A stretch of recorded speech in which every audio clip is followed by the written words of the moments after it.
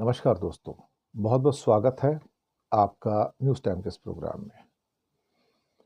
दोस्तों, सोनम वांगचुक को गिरफ्तार करके मोदी और शाह ने वही गलती दोहराई है जो इंदिरा गांधी ने इमरजेंसी से पहले दोहराई थी। परिणाम भी तो वही होगा जो 1977 में हुआ था। सरकारें जब खौफ में आ जाती हैं और उनको लगता है कि उनकी सत्ता हिल रही है, तो फिर वो दमनकारी बन जाती हैं। जो भी दमन के तरीके हो सकते हैं उन सब को वो अपनाती हैं।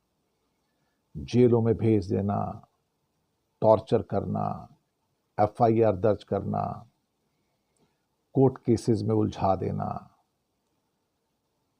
और सोनम वांगचुक को गिरफ्तार करके करीब करीब वो प्रक्रिया जो 1974 के आसपास अपनाई गई थी इंदिरा गांधी के द्वारा, वो दोबारा से हमारे सामने आ गई है।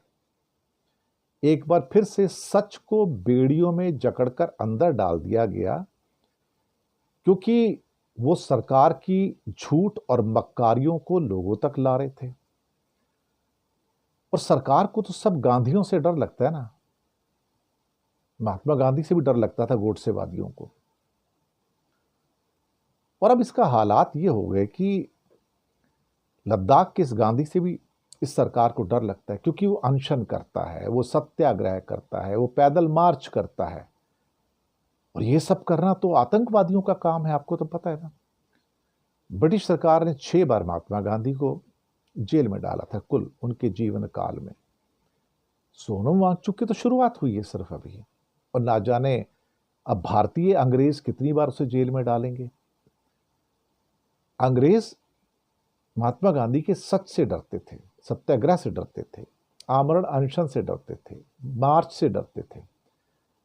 महात्मा गांधी को तो फॉलो कर रहे थे सोनम वांगचुक, और क्या है। लेकिन अचानक से सरकार के द्वारा कह दिया गया, और गोदी मीडिया ने कह दिया, ये सबसे बड़ा आतंकवादी है। ये तो देश का तख्ता पलट करने जा रहा था भाई, ये तो देशद्रोही है, ये इस देश में कैसे जिंदा रह सकता है। इसको तो जेल की ऐसी काल कोठरी में ठूस दिया जाए जैसे भगत सिंह को ठूसा गया था।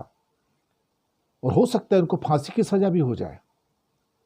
हो सकता है सोनम वांगचुक को देशद्रोह के जुल्म में कि भारत का तख्ता पलट कर देना चाहते हैं, देश के सबसे बड़ा खतरा बन चुका है, इसे फांसी की सजा दे दी जाए। ऐसे व्यक्ति को जिंदा रहने का अधिकार नहीं है भाई। यही तो सरकार कह रही है। और क्या है, नेशनल सिक्योरिटी एक्ट लगाना ताकि 1 साल तक उसकी बेल ही ना हो सके, उसकी कंसिडरेशन ही नहीं होगी, क्योंकि आप देश के लिए खतरा है, आप आतंकवादी हैं।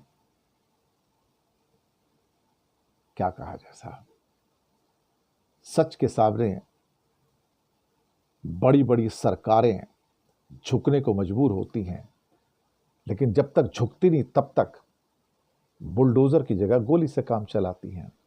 उनको लगा कि बुलडोजर से काम नहीं चलेगा, अब तो सीधा बंदूक तानो और उड़ा दो, उड़ा दो इनको, छोड़ो मत। लद्दाख के सीने पे बंदूक रखी दिल्ली ने, उड़ा दिया, 4 को मार दिया, 80-90 घायल कर दिए। सरकार ने अपनी ताकत दिखा दी, जैसे अंग्रेज लोग दिखाते थे जलियांवाला बाग में, कहीं और पे। देखो मेरी ताकत, मैं क्या कर सकता हूं। यही हिटलर करता था, यही मुसोलिनी करता था, और यही अब की बीजेपी सरकार कर रही है। और मोदी शाह की जोड़ी है, तो फिर क्या फर्क पड़ता है। जो गलती इंदिरा ने की वही ये दोनों कर रहे हैं। परिणाम वही होगा जो 1977 में इंदिरा गांधी का हुआ था, दूसरा परिणाम नहीं होगा। शुक्रिया आपका।